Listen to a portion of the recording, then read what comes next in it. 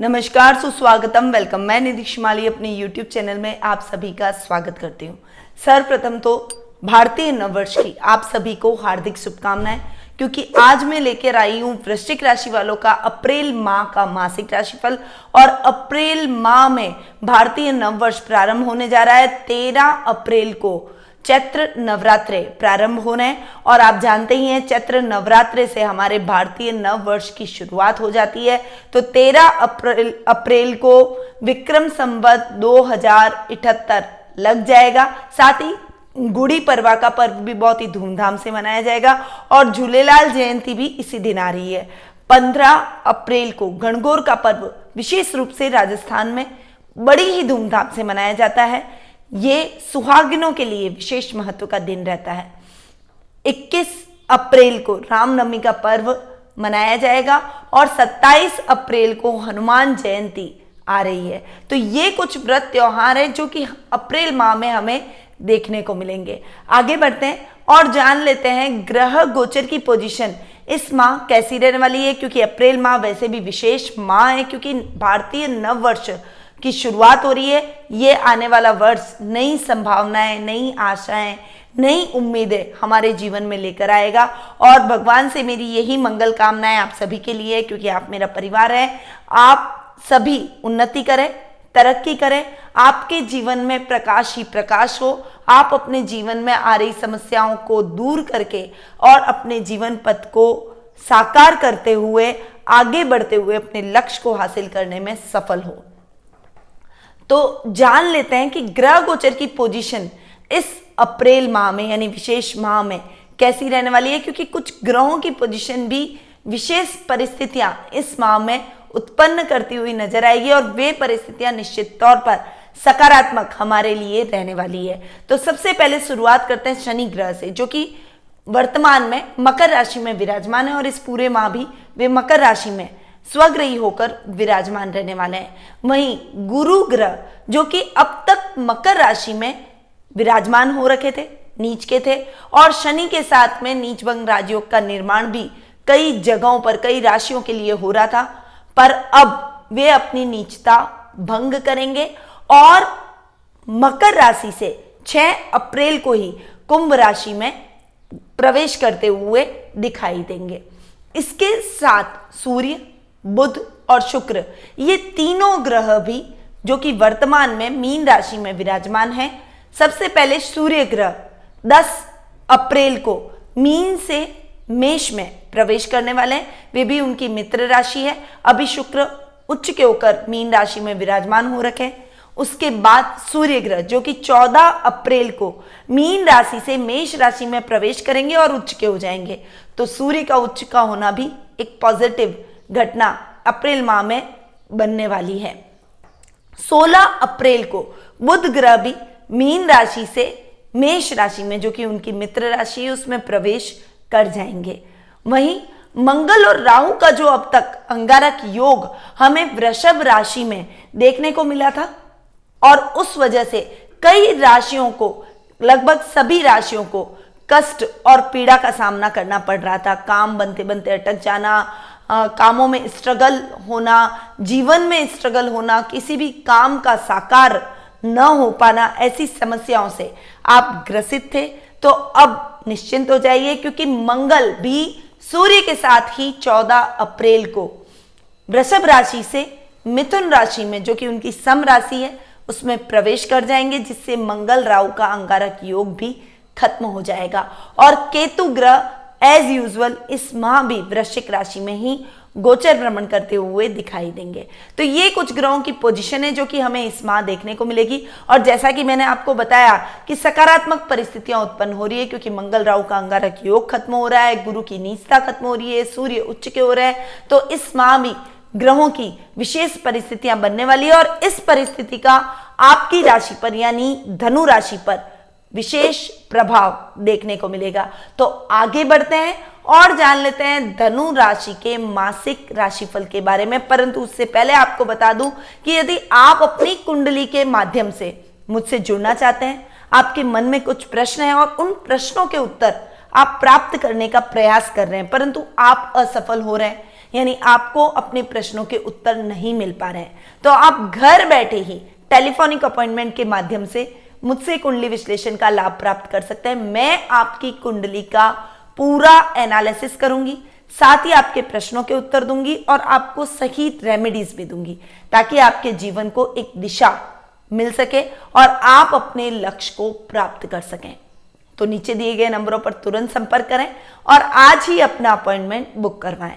आगे बढ़ते हैं और शुरुआत करते हैं धनु राशि वालों के मासिक राशिफल की। सबसे पहले हम बात करेंगे पारिवारिक स्थिति की। पारिवारिक स्थिति की यदि मैं बात करूं तो ये माह पारिवारिक तौर पर आपके लिए बहुत अच्छा रहेगा। सबसे पहले हम बात करेंगे पर्सनालिटी की और बात करेंगे लग्नेश की, क्योंकि धनु राशि के लग्नेश हैं गुरु, जो कि इस माह की शुरुआत में ही राशि परिवर्तन करते हुए नीचता भंग कर रहे हैं और आपके थर्ड हाउस में यानी पराक्रम भाव में जाकर विराजमान हो रहे हैं। ये टाइम आपकी पर्सनैलिटी को बहुत अधिक पावरफुल बनाएगा। इस समय आपके डिसीजन एकदम सटीक निकलेंगे। सही डिसीजन की वजह से आप अपने कार्य क्षेत्र में सफलता प्राप्त करते हुए दिखाई देंगे। रिश्तों में भी आपके जो अब तक मनमुटाव चल रहा था वो मनमुटाव खत्म हो जाएगा। अब पारिवारिक रिश्ते और अधिक सुदृढ़ होते हुए दिखाई देंगे। दादा दादी का आपको आशीर्वाद मिलेगा। आप उनके साथ भी कुछ समय व्यतीत करते हुए, उनकी भावनाओं को समझते हुए, उनसे बातें करते हुए, उनके साथ एक जीवन जीते हुए दिखाई देंगे। इससे बड़ों का सानिध्य आपको मिलेगा और आपकी कई जिज्ञासाओं का समन इस माह हो जाएगा। वहीं कुटुंब की यदि मैं बात करूं तो कुटुंब से भी आपके रिलेशन बहुत अच्छे बनने वाले हैं, क्योंकि सेकंड हाउस के लॉर्ड शनि, जो कि आपके सेकंड हाउस में ही यानी द्वितीय भाव में ही स्वग्रही होकर विराजमान हो रहे हैं। शनि का द्वितीय भाव में स्वग्रही होकर विराजमान होना आपके रिश्तेदारों के साथ आपकी बेहतर ट्यूनिंग को और अधिक बेहतर बनाएगा। उनके साथ आपके कोई भी मिसअंडरस्टैंडिंग है, कुछ मनमुटाव है, तो वो इस माह खत्म हो जाएंगे।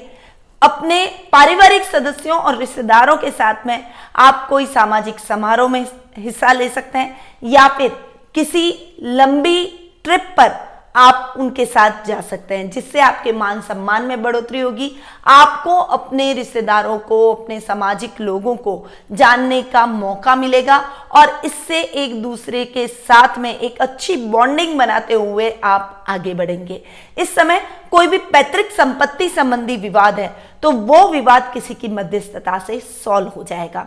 भाई बहनों के साथ आपकी ट्यूनिंग अच्छी रहने वाली है, उनका पूरा सपोर्ट आपको देखने को मिलेगा। यदि आपके भाई बहन बड़े हैं तो वो आपको उचित मार्गदर्शन प्रदान करेंगे आपके लक्ष्य को प्राप्त करने में, और यदि आपका खुद का कोई काम है तो वो आपके काम में आपकी पूर्णतया मदद करते हुए दिखाई देंगे। यदि आपके भाई बहन आपसे छोटे हैं तो आपका सानिध्य उनको मिलेगा और कई बार हम हमारे बड़ों से ही नहीं, हम हमारे छोटों से भी कई बातें ऐसी सीख लेते हैं जो कि हम सोच भी नहीं सकते कि वो हमें सिखा देते हैं। और कार्य क्षेत्र में आपके छोटे भाई बहन हैं तो उनकी प्लानिंग लीजिए, उनकी रूपरेखा लीजिए, उनकी स्ट्रैटेजी से अगर आप चलेंगे तो आपको अपने वर्क प्लेस पर बहुत अच्छे लाभ की स्थितियां देखने को मिलेगी। माँ के साथ संबंध बहुत अच्छे रहने वाले हैं, उनके साथ किसी भी प्रकार का मनमुटाव आपको नहीं फेस करना पड़ेगा, बल्कि आपके साथ उनकी बॉन्डिंग बहुत ही बेहतर होती हुई नजर आएगी। सामाजिक मान सम्मान को बढ़ाने में उनकी अहम भूमिका आपके साथ रहने वाली है।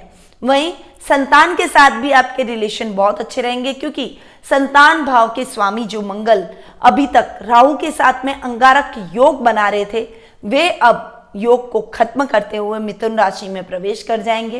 तो आधे माह यानी 14 अप्रैल के बाद का समय आपकी संतान के साथ आपकी बॉन्डिंग को और अधिक सुदृढ़ करेगा। संतान की तरफ से आपको शुभ समाचारों की प्राप्ति होगी। वे आपकी उम्मीदों पर, आशाओं पर खरा उतरने का प्रयास करेगी। वहीं ननियाल पक्ष से थोड़ा सा आपको सपोर्ट कम इस समय देखने को मिलेगा, परंतु उनके स्वास्थ्य का आपको विशेष रूप से ध्यान रखना पड़ेगा। आपके बड़े हैं, मातृपक्ष हैं, माता के भी पेरेंट्स हैं, तो आपको अपने ग्रैंड पेरेंट्स का पूरा सम्मान करना चाहिए। यदि किसी बात की शिकायत उनको आपसे है तो उनकी बात को समझिए, उनकी शिकायत को दूर करने का प्रयास कीजिए। और मैं ये विश्वास के साथ कह सकती हूं कि धनु राशि वाले अप्रैल माह में अपनी मिसअंडरस्टैंडिंग खत्म कर अपने रिश्तों को और अधिक सुदृढ़ बनाते हुए दिखाई देंगे। अपने जीवन साथी के साथ में आपकी बॉन्डिंग बहुत ही अच्छी रहने वाली है। उनसे आपको भरपूर दाम्पत्य सुख की प्राप्ति होगी। यदि आप अविवाहित हैं तो विवाह के बंधन में बंधने के चांसेस आपके बन रहे हैं। ससुराल वालों से ट्यूनिंग अच्छी रहने वाली है। थोड़ा सा फ्लक्चुएशन कभी कभी आपको देखने को मिल सकता है, परंतु ये तो जीवन का चक्र है, चलते रहना है। इसको बहुत ज्यादा अपने ऊपर हावी ना करें और नेगेटिविटी किसी के लिए भी लाना आपके लिए बेहतर नहीं रहेगा। वहीं आपके पिता के साथ आपकी बॉन्डिंग बहुत ही अच्छी रहेगी। पिता से अच्छा लाभ आपको देखने को मिलेगा। आर्थिक सहायता यदि आपको चाहिए तो आपको अपने पिता का सानिध्य प्राप्त होगा, उनसे आर्थिक मदद मिलने की संभावना इस महीने बनी हुई है। तो ओवरऑल यदि मैं पारिवारिक स्थिति की बात करूं तो पारिवारिक स्थिति धनु राशि वालों की बहुत ही बेहतर और सुदृढ़ होती हुई दिखाई देगी। अब हम आगे बढ़ते हैं और जान लेते हैं आर्थिक स्थिति के बारे में। यदि मैं आर्थिक पोजीशन की बात करूं तो हम लाभ भाव को देखेंगे, सुख स्थान को देखेंगे और धन भाव को देखेंगे। इन तीनों स्थानों से हम आर्थिक स्थिति की गणना करेंगे। इस माह आपकी आर्थिक स्थिति बहुत ही अच्छी रहने वाली है, क्योंकि शुक्र जो कि आपके लाभेश हैं वे पहले तो सुख स्थान में बैठे आपके सुखों में वृद्धि करेंगे। उसके बाद वे आपके पंचम भाव में जाकर विराजमान होंगे, जो कि आपके काम को बढ़ाने में आपकी मदद करेंगे। इस समय आप अपने काम को एक्सटेंड करने की प्लानिंग करते हुए दिखाई देंगे। आपका लेवल बढ़ेगा, आपका सर्कल बढ़ेगा। शेयर मार्केट में इन्वेस्टमेंट आपके लिए लाभदायक सिद्ध होगा। आकस्मिक धन लाभ आपको किसी से प्राप्त होगा। यदि आपने किसी को उधार दे रखा है तो वो आपका उधार चुका कर जाएगा, जिससे आपके मन में प्रसन्नता के भाव और संतुष्टि के भाव उत्पन्न होंगे और आर्थिक स्थिति और अधिक सुदृढ़ होती हुई दिखाई देगी। इस समय प्रॉपर्टी के लेन देन के कार्यों में भी आपको सफलता मिलेगी। नए घर का यदि सपना आपका बना हुआ है और यदि आपको कोई गुरु का अंतर प्रत्यांतर चल रहा है तो आपको निश्चित तौर पर अच्छे लाभ की संभावनाएं बनी हुई है। इस समय आपके कार्य क्षेत्र में भी आप अच्छा लाभ प्राप्त करेंगे। बैंकों में धन जमा कराने में ये महीना बहुत अधिक गुजरने वाला है और व्यक्ति जब भी बैंकों में धन जमा कराता है जब उसके पास धन होता है। तो आर्थिक स्थिति की तरफ से ये महीना आपके लिए बहुत ही साउंड रहने वाला है। आप एकदम मजबूत स्थिति में रहेंगे, लोगों की हेल्प करने के लिए आगे आएंगे।